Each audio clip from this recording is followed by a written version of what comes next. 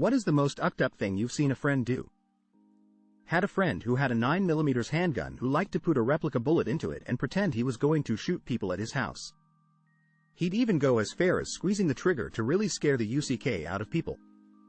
One night he was drunk as hell and decided to pull this trick on a friend of his roommates who'd never been to the house before. Well, that night the idiot accidentally put a live round into the chamber and fired. The bullet missed this girl's head by ucking inches.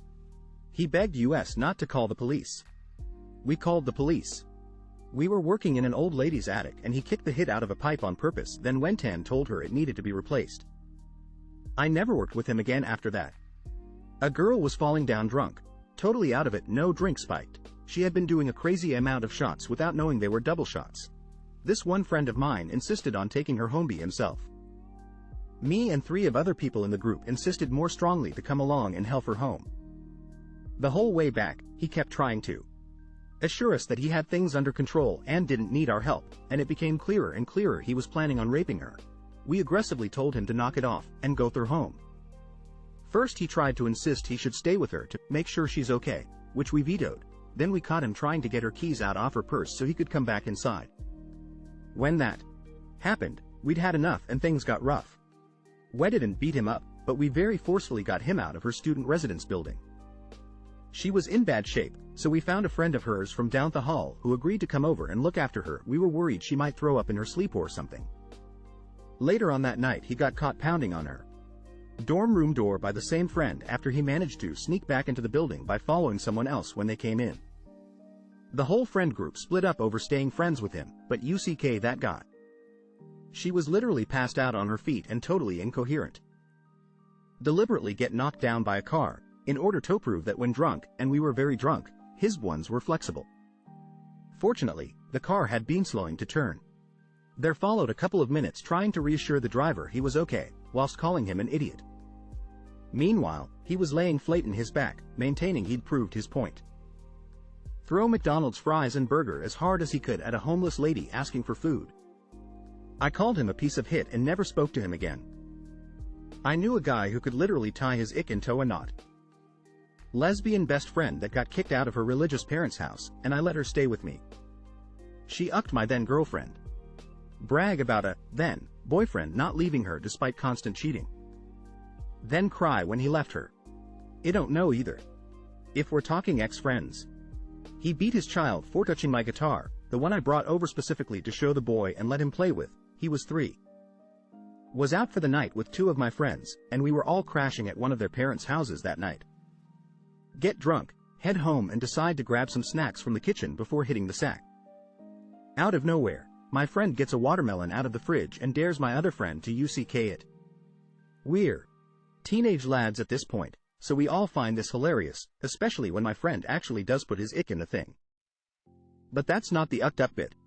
My friend whose house it was then takes the ucked watermelon, screams, "Yeah!" and starts to eat where it had been ucked. He then threw it full force into the wall and went to bed. Needless to say, me and the watermelon ucker went to bed that night feeling a bit weird about the ick melon munching friend. Never stayed there again. Brought my friend to watch my boyfriend practice his drumming. She kept spreading her legs wide wearing a skirt with no underwear. She slept with him and he left me thinking he would be with her. Needless to say she didn't date him because she already had a boyfriend.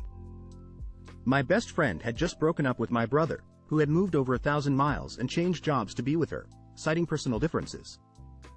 My brother was devastated, but I tried to respect her decision and be a source of support for both of them, especially because they truly weren't the best fit. But then she shared with me.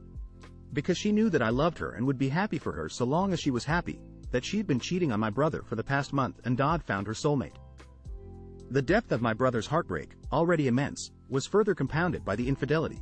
To my bewilderment, she truly couldn't understand why I was ending the friendship, seemed so distraught that I would end a years-long relationship over something so small. And I still can't comprehend why she thought telling me would result in anything other than a complete door slam.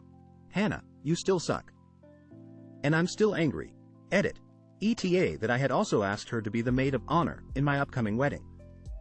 Ironic. When I was a kid, I found a baby bat that seemed injured. So I made a home for it in an old coffee can to get better. I went inside to eat lunch. After eating, I went to check on my new friend and it was nowhere to be found. Neither was my brother or neighbor, best friend at the time. I eventually found them on a trail by my house, laughing hysterically. They were laughing at the bat that they had just dismembered. Still think about that often, and it's been 21 years or so. Edit. Thanks for all the words. So a little more backstory on them. My brother was always abusive towards animals and other kids in the neighborhood and at school, not to mention home. He suffered a lot of mental health issues, and for some reason I try to use that to justify his actions, but truthfully I know he was just a ick. It was quite difficult growing up with him.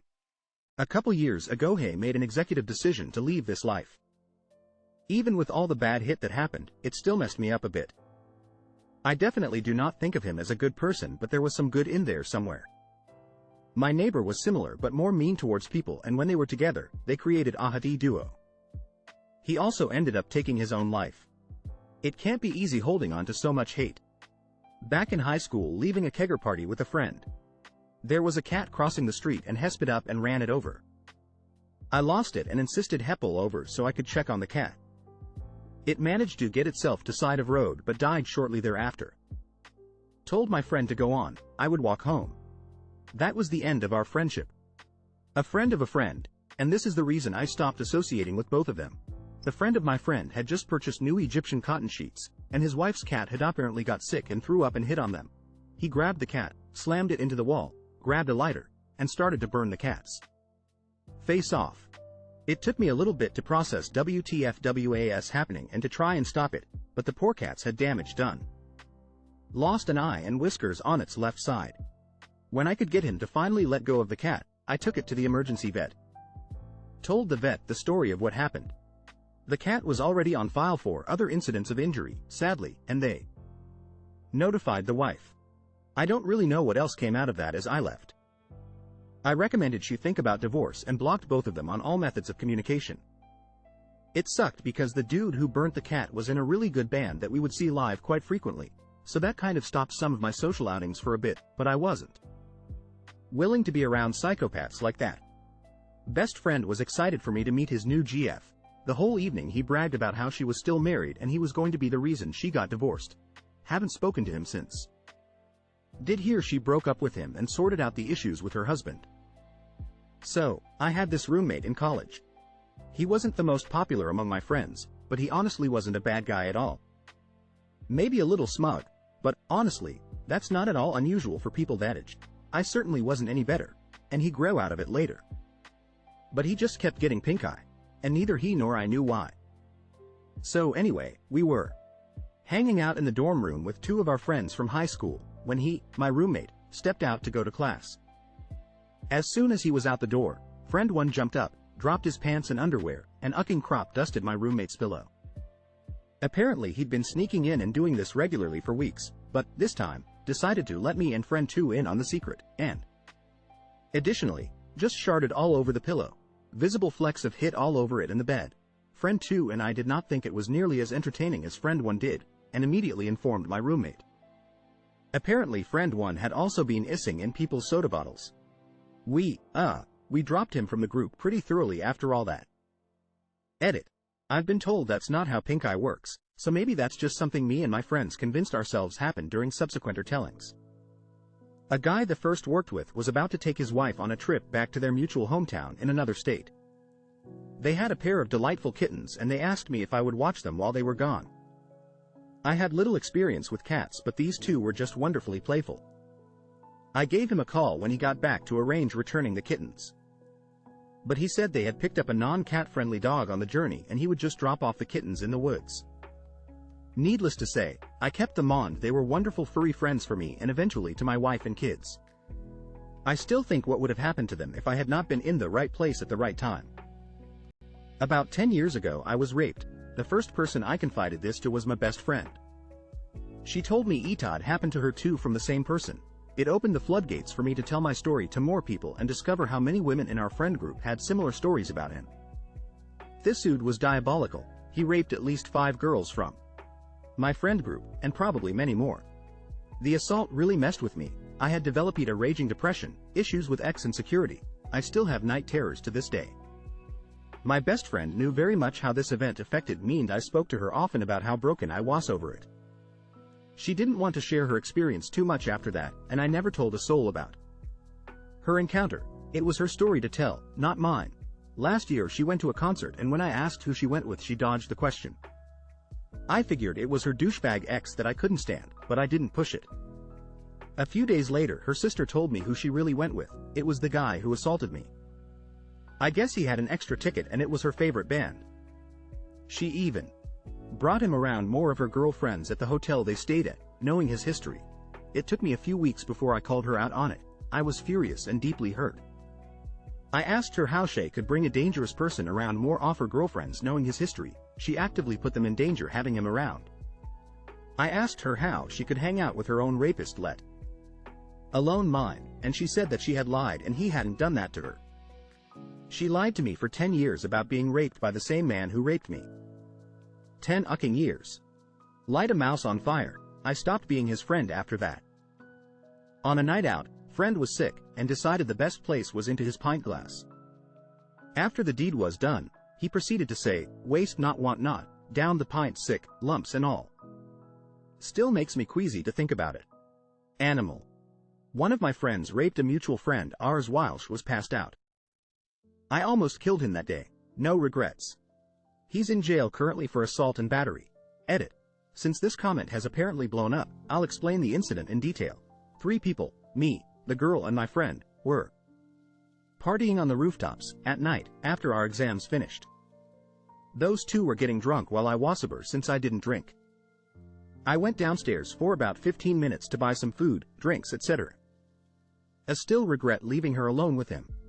I didn't realize that the girl was on the brink of passing out before I left. When I came back, I saw him on top of her with her clothes off. She was incoherently mumbling something, telling him to stop. I don't know, cause I was seeing red the instant I saw that scene.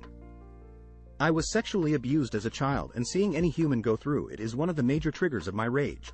Long story short, I beat the absolute living UCK out of him and knocked him out. He was unconscious for about 10 minutes or so while I took care of the girl and helped her get back to normal. She didn't even realize that she was raped. She was mumbling incoherently and then passed out altogether. Just imagine the scene. I'm on the rooftops at 10:30 in the night and 2 people, the rapist and THE victim, are both unconscious in front of me and my knuckles are bleeding. I clearly remember the instinct to kill the guy, to punch him to death. But I knew that would land me into trouble, so instead I took both of them to the hospital. My dad's a doc and he treated the rapist. Instead of killing him outright though, I devised a plan to get him arrested. Long story short, I exposed his illegal drug business in school and subtly mentioned sexual assault to the authorities, which they inquired about, and about 4 to 5 girls stood up as witnesses and gave their statements. Since he was a minor then, the sentencing wasn't extreme and he had to pay a fine. However, a couple of years ago, I heard from a mutual friend that he has finally gone to jail due to assaulting another woman, whose father was a lawyer. Rest you can imagine. These days, I sip my coffee with pleasure knowing I ruined a person's life forever, and I have absolutely no regrets. The victim has grown up. Toby, a strong and independent woman, has quit drinking and we're still in contact. That's pretty much the story. If you have any questions, let me know. Smiley face. Brag about ucking a mutual close friend's very recent ex while his 8-month pregnant wife was at home by herself. Tried to show me photos. Immediately removed from my wedding invite list. Don't respect your marriage, you won't be a part of mine. They were arguing and he made fun of the friend for being an orphan, tried to stab the other friend cause his ex was crushing on him. In college I set up my female best friend with my male best friend. They really hit it off, and she would make the 2-hour drive from her school to Minetto visit him every other weekend. They slept together probably around 20 times. This is about Toby relevant, I promise. Well, one day, we were on the phone and she was telling me some spicy details about her last encounter with him and how much better it always feels without a condom. My malafriend is an extremely anxious person, so I asked her how he was okay not using protection with her having genital herpes. She said, "Oh, I guess I forgot to tell him." I stopped in my tracks and asked how she forgot to mention that detail in any of their hookups, and demanded she call him immediately to come clean and tell him to get tested. Her response? "Ah, but that's embarrassing." Somehow my other friend didn't contract herpes, but that ended my 18-year-long friendship with her immediately. Convinced his girlfriend she was suffering from gluten intolerance instead of schizophrenia, and got her to stop taking medication. 3 years ago I made the decision to stop drinking. After about 11 months of sobriety, my best friend shows up at my door, several bottles of vodka with her. "I'm tired of you being sober. Stop being a little itch and get drunk with me today." After a moment of shock I uttered, "No, that's not happening," and we're never speaking again. Door closes. She tried to reconnect several times, immediately following, "I'm sorry, I was only kidding, and I'll kill myself if you really don't talk to me ever again." To which I replied, "I will not feel guilty for any choices you choose to make in your life." Stopped her manipulation pretty good. Eventually a relative of hers calls me asking what happened, as the friend stated that I cut them out for no reason. As soon as I told the relative, "Well, I got sober and they didn't like that and wanted me to drink with them again," the relative interjected, "Say no more, I respect you for what you did. She really needs to get some help. Thanks for taking my call and explaining." In retrospect, I waited way too long to cut that friend out. A friend of 15 years, let him stay with me for 6 weeks, after being kicked out, agreed to bring him on my lease since I live in a 2-bedroom alone. Asked him for rent, left to take my dog out to the park. Came back to an empty apartment and my number blocked, starstruck. Had a female friend who set me up with a friend offers. We texted for a month or so with said friend, only to find out it was my friend, or who I thought was my friend, catfishing me. Why she did this was beyond me. I didn't think it was funny, obviously booted up with my head a great deal, and when me and my other friends called her out on it with more than enough evidence to prove she did it, she still denied it. I couldn't talk or wanted to talk to a woman for about a year or so. I was so ucked from it.